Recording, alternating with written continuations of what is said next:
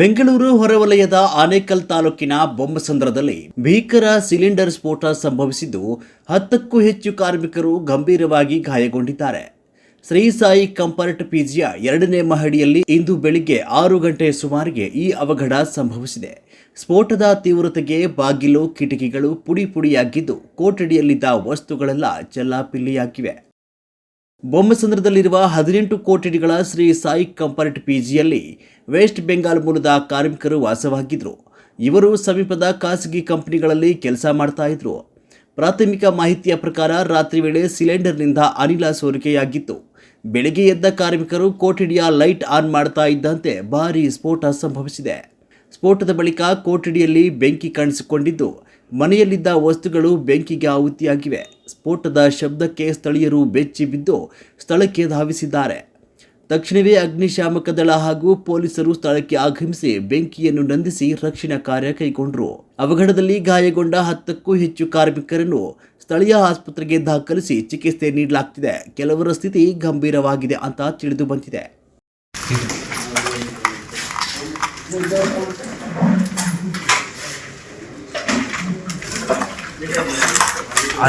ಅಲ್ಲಿ ಬ್ಲಾಸ್ಟ್ ಆಗಿಲ್ಲ ಅಣ್ಣ ಸರ್, ಇಲ್ಲಿ ಬ್ಲಾಸ್ಟ್ ಆಗಿದೆ.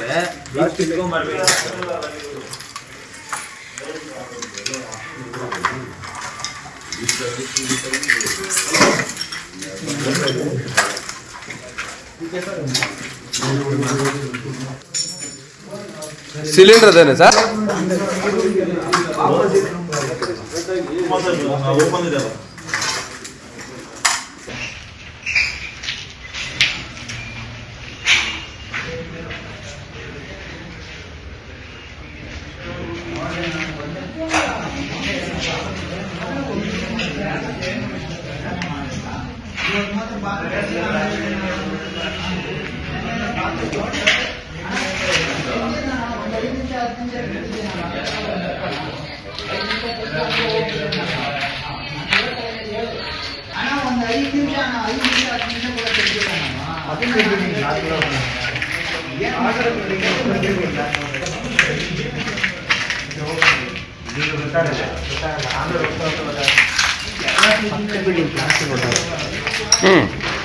ಹೌದು ಸರ್.